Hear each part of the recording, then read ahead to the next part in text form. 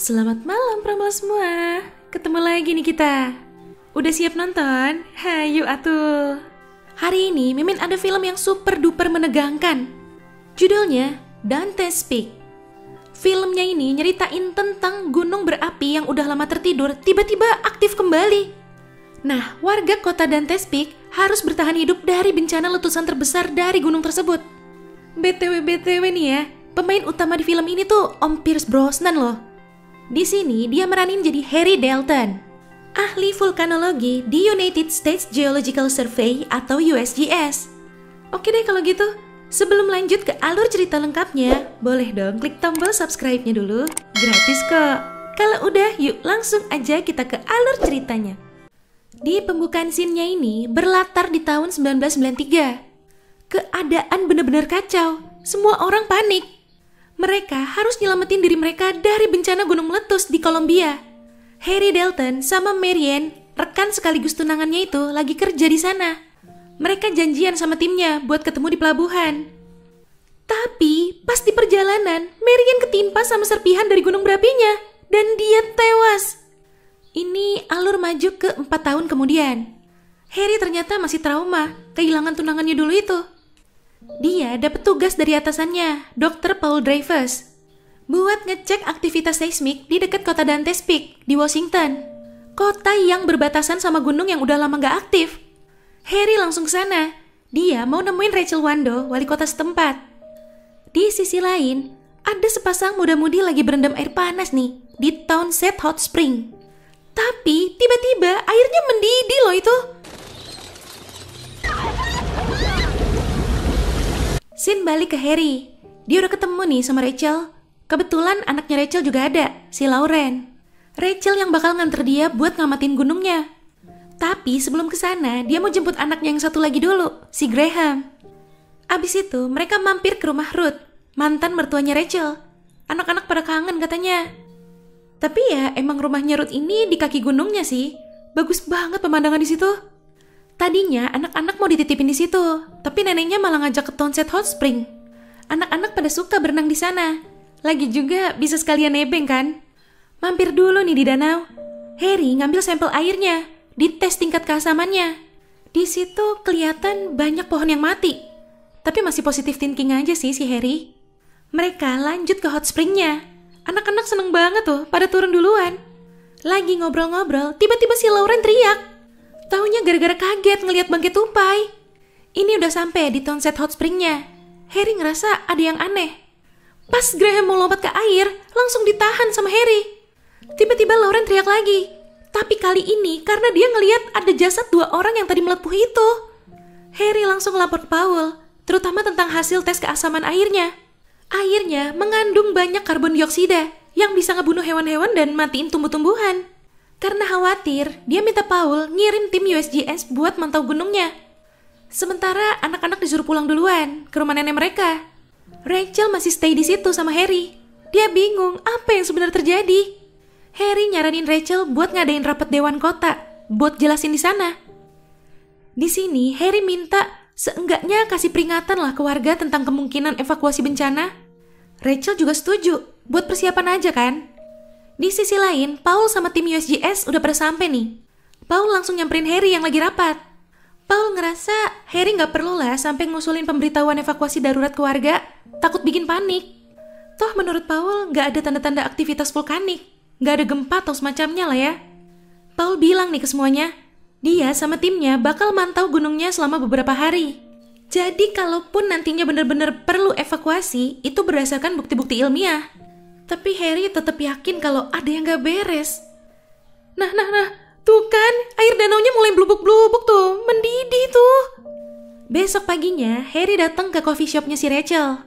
Dia diundang makan malam. Ya, sebagai ucapan makasih lah ya udah nyelamatin Graham. Abis itu, Harry sama Terry dikirim buat ngecek dari atas gunungnya.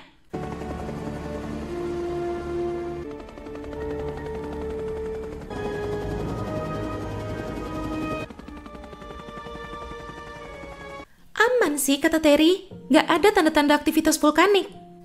Ini abis makan malam, Harry ngobrol-ngobrol sama Rachel. Harry sempat cerita tentang tunangannya yang meninggal jadi korban letusan gunung berapi. Rachel jadi mulai khawatir juga. Takut gunungnya benar-benar meletus. Besok harinya, Harry, Terry, sama Stan masang alat pendeteksi getaran.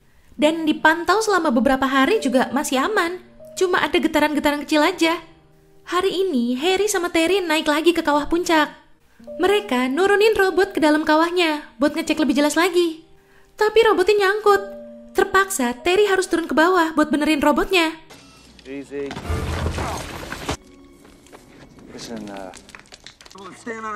Pas Terry sampai bawah, tiba-tiba di monitornya Nancy muncul peringatan adanya getaran. Bener aja, getarannya bikin bebatuannya longsor. Terry keuruk bebatuan di situ. Harry langsung turun, mau nolong. Dan taunya kakinya si Terry patah. Akhirnya dikirimin helikopter deh tuh buat jemput mereka.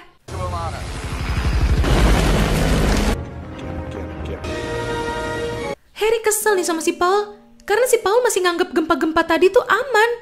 Padahal menurut Harry, itu bukan gempa tektonik, tapi gempa magmatik. Jadi bisa dipastiin gunung itu bakal meletus gak lama lagi. Tapi ini hari ke hari gunungnya masih terpantau aman aja sih. Jadi Paul pikir besok mereka udah bisa pergi dari situ. Malam itu Harry nganter Rachel pulang, sekalian pamitan. Besok kan udah harus pergi. Sebenarnya sih ya, dua-duanya sama-sama gak pengen berpisah tuh ya. Pas di rumah Rachel, Lauren bangun, minta ambilin air minum. Airnya keruh banget. Harry curiga. Dia minta diantar ke tempat persediaan air kota.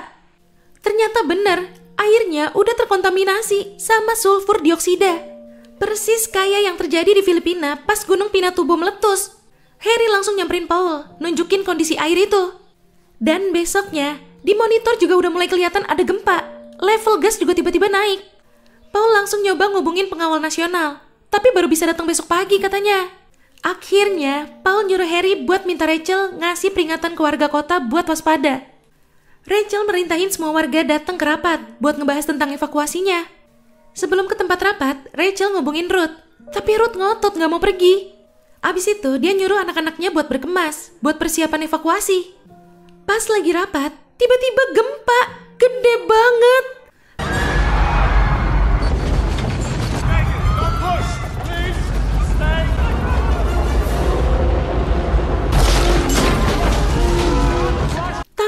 Gunungnya udah mau meletus.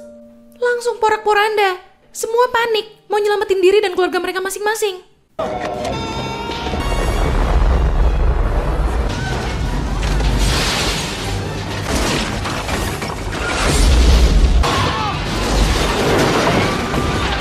Ini mereka lagi OTW mau jemput anak-anak. Skill mengemudi sangat diperlukan ya guys ya.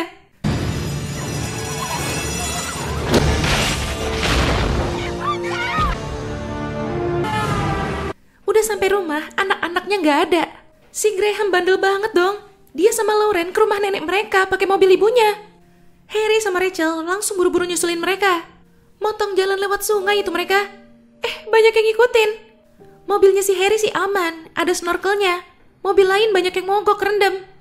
Yailah, segala selip lagi bannya. Air juga udah makin banyak yang masuk. Untung loh ada mobil yang nabrak mereka, jadi bisa jalan lagi tuh. Sekarang udah makin gelap, ketutup hujan abu vulkanik. Di sisi lain, helikopter yang disewa sama Paul malah ngangkut orang lain karena dibayar lebih mahal. Tapi belum juga jauh, tiba-tiba helikopternya rusak. Debu-debu vulkaniknya masuk ke mesin. Instan karma ya itu si pilot helikopternya. Maruk duit sih dia. Tuh helikopter jatuhnya pas banget di depan mobilnya Harry. Ini anak-anak udah berhasil sampai ke rumah nenek mereka. Anjingnya si nenek kabur. Mereka ngejar anjing itu. Sementara itu, Harry sama Rachel berhasil sampai ke rumah Ruth. Tapi kosong. Kan lagi pada ngejar si anjing. Udah panik banget nih. Tapi untungnya gak lama mereka datang. Di sisi lain, tim USGS yang gak bisa pergi dari sana akhirnya nyalain alat-alatnya lagi. Menurut Nancy, ini semua tuh belum apa-apa. Letusan yang sebenarnya mah belum dimulai. Harry ngasih tahu Paul kalau mereka kejebak di situ. Paul bilang dia bakal kirim helikopter kalau debunya udah berkurang. Ini setelah dipaksa, akhirnya mau tuh si Ruth diajak pergi. Dan pas banget, lahar udah sampai ke situ. Mereka mau kabur pakai perahu motor. Di tengah-tengah perjalanan, si Graham ngeliat ikan-ikan udah pada mati. Taunya, air danaunya udah terkontaminasi sama asam sulfat. Bahaya dong, air asam kan bisa ngancurin logam. Lama-lama bisa bolong perahunya. Udah dikit lagi mau sampai ke dermaga, tiba-tiba perahunya berhenti, baling-balingnya hancur. Harry ngebungkus tangannya pakai jaketnya, biar dia bisa ngedayung perahunya. Bener aja, perahunya mulai bolong-bolong. Makin banyak air yang masuk. Ruth tiba-tiba turun, narik perahunya ke dermaga. Dia jalan ke tepiannya, sambil nahan rasa sakit yang amat sangat sakit. Besok harinya, pasukan pengawal nasional pada baru datang.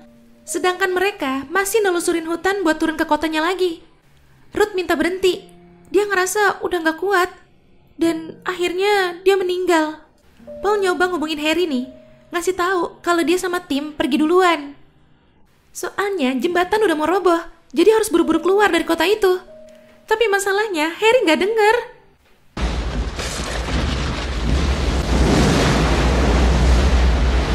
Sekarang mereka sampai di kantor penjaga hutan. Ada mobil di situ, tapi gak ada kuncinya. Tenang, Harry mah jago. Dia tetap bisa nyalain mobilnya kok itu. Di sisi lain, tim USJ sudah mau nyebrangin jembatan. Sialnya, Paul yang paling belakang, mobilnya kejebak. Jembatannya keburu hancur. Dia berhasil keluar dari mobilnya, tapi jembatannya keburu kebawa arus. Udah, yang lain gak bisa apa-apa. Mereka harus buru-buru lanjut jalan lagi. Nah ini, jalannya udah ketutup aliran lahar. Harry nyoba ngambil ancang-ancang dari jauh buat nerobos laharnya. Tapi mobil mereka selip di tengah-tengah lahar. Mana aliran lahar baru udah makin deket tuh. Yes, berhasil lolos. Wah, sumpah deg-degan banget. Itu ada si Rogi. Anjingnya si nenek, masih hidup ternyata. Mereka mau nyelamatin si Rogi dulu. Untung ngerti tuh disuruh lompat ke mobil. Mereka sekarang udah sampai di kota. Sedih banget loh ngeliat kota udah hancur-hancuran. Jembatan buat keluar dari kota ini juga udah gak ada. Harry mutusin puter balik ke kantor. Mau ngambil suara radio merah bahaya yang ada di sana. Dia juga sempat lihat di monitor kalau gunungnya bakal meletus lagi. Letusan terbesarnya. Baru juga jalan, tiba-tiba ada ledakan dahsyat dari gunungnya.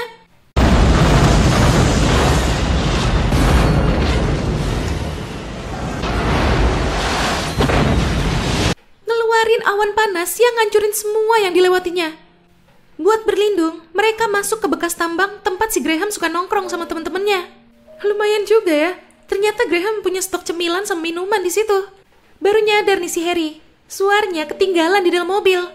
Ternyata alat itu bikinan NASA, bisa buat ngirim sinyal jadi orang lain bisa tahu lokasi mereka. Pas Harry jalan ke mobil, tiba-tiba ada gempa susulan. Runtuh tuh puing-puing, jalannya jadi ketutup. Lengan Harry ketiban puing-puing, patah itu lengannya. Dia berhasil masuk ke mobil. Mobilnya ketiban puing-puing juga, kejebak dia. Aduh, makin kegencet dia di dalam mobil. Tapi dia berhasil itu ngaktifin suaranya. Alur maju ke beberapa hari kemudian. Terry baru nyadar nih, ada notif kalau suaranya diaktifin. Dia langsung ngirim tim pencarian dan penyelamatan ke sana. Dan bener, Harry berhasil diselamatin duluan. Tim USJ seneng banget tuh, dikirakan Harry udah tewas.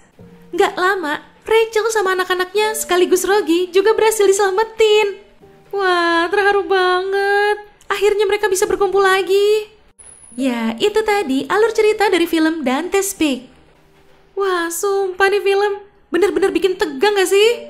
Film jadul emang gak pernah gagal deh ya. Oke Pramal, jangan lupa ya follow Instagram kita @radiomalam.id. Sampai jumpa di ulasan alur cerita selanjutnya. Selamat malam.